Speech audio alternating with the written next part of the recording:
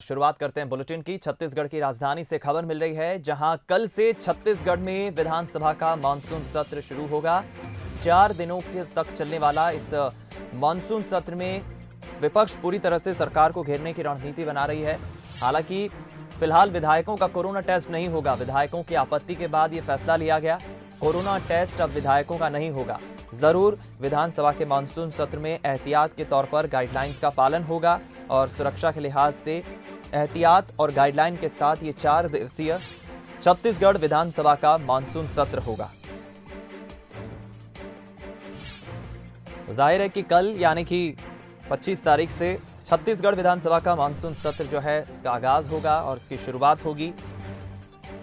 विपक्ष ने जरूर इसकी एक रणनीति जरूर बनाई है, लेकिन दूसरी तरफ एहतियात के तौर पर गाइडलाइंस का भी पालन होगा। विधायकों का कोरोना टेस्ट अब नहीं होगा क्योंकि विधायकों ने आपत्ति दर्ज कराई है। इस खबर पर ज्यादा बातचीत और जानकारी के लिए हम रुक करेंगे। अभिषेक शुक्ल हमारे न्यूज एडिटर इस वक्त हमारे साथ लाइव जुड़ गए हैं। अभिषेक, कल से जो 4 दिवसीय विधानसभा का मानसून सत्र शुरू होने जा रहा है, क्या है इसको लेकर जानकारी? विधायकों ने आपत्ति भी दर्ज कराई थी, विपक्ष की क्या रहेगी रणनीति, क्या अपडेट?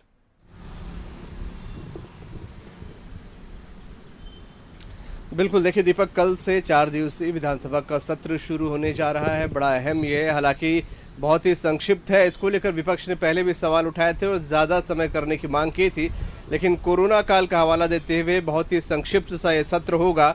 इसमें सरकार अनुपूरक बजट भी लाएगी और उसके बाद अगले दिन अनुपूरक बजट पे कटौती की बात होगी गुरुवार को।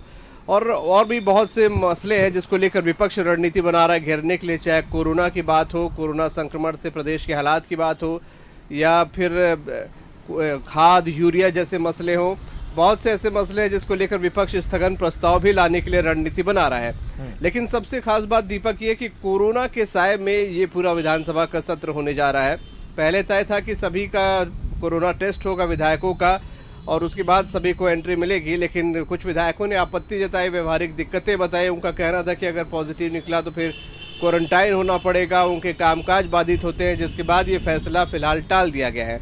लेकिन सबसे बड़ी बात है कि अभी भी पक्ष विपक्ष दोनों ही विधायकों के या तो परिवारजन या फिर कर्मचारी संक्रमित हैं। ऐसे में देखना होगा कि किस प्रकार की उपस्थिति वहां पर नजर आती है। कई विधायक खुद पॉजिटिव हो चुके थे, जैसे नेता प्रतिपक्ष की बात कर ले, हालांकि अब वो ठीक हो चुके हैं। भाजपा विधायक शिवरतन शर्मा की बात कर ले, वहीं मंत्री मोहम्मद अकबर के बड़े भाई का निधन हुआ है, तो वो किस तरीके से उपस्थिति दर्ज करा पाएंगे, या और भी बृजमोहन अग्रवाल के कर्मचारी पॉजिटिव निकले हैं, तो देखना होगा कि किस प्रकार की मौजूदगी वहां पर रहती है। कोरोना का साया होगा। हालांकि सचिवालय ने पूरी व्यवस्था की हुई है, सभी को पार्टीशन के साथ बिठाया जाएगा। एक विधायक से दूसरे विधायक के बीच में कांच का पार्टीशन यहाँ पर होगा। थर्मल चेकिंग, मास्क जैसी तमाम गाइडलाइंस होंगी। कम से कम कर्मचारी वहाँ मौजूद होंगे। जितनी ज़रूरत होगी उतने कर्मचारियों की एंट्री वहाँ पर होगी। विधायकों की भी उतनी एंट्री होगी जो कि वहाँ पर सवाल करेंगे, बहुत ज़रूरी होगी। सबको एंट्री हर बार जैसी यहाँ पर नहीं होगी, तो कम से कम लोगों में ये, हालांकि विधानसभा का सत्र चलेगा जिसमें लगभग 579 प्रश्न यहाँ पर लगाए गए हैं जी। तो बहुत ही संक्षिप्त सा 4 दिन का ये सत्र होने वाला है। और इस सत्र में मौजूदगी किस प्रकार दिखती है, किस प्रकार का कामकाज हो पाता है, ये देखना बड़ा वहाँ पर बहुत ज़रूरी होगा कि किस तरीके की मौजूदगी यहाँ पर होती है और विपक्ष कितने तेवर दिखा पाता है और कितना तेवर दिखाने का उसे मौका मिलता है। क्योंकि पहले दिन दिवंगत आत्माओं को श्रद्धांजलि देने के बाद सत्र खत्म हो जाएगा। वहीं दूसरे दिन की बात करें तो अनुपूरक बजट, फिर बजट कटौती, और विपक्ष को क्या मौका मिलता है, किस तरीके का मौका मिलता है, ये बहुत अहम होगा। चलिए, बहरहाल बहुत बहुत धन्यवाद आपका अभिषेक, बातचीत के लिए, जानकारी हम तक पहुंचाने के लिए। अभिषेक शुक्ल हमारे न्यूज एडिटर बता रहे हैं कि कल से 4 दिनों तक चलने वाला छत्तीसगढ़ विधानसभा का मानसून सत्र जिसका आगाज हो रहा है। हालांकि विधायकों का कोरोना टेस्ट नहीं होगा विधायकों की आपत्ति के बाद, क्योंकि उन्हें क्वारंटीन होना पड़ता है और कई उनके काम प्रभावित होते हैं।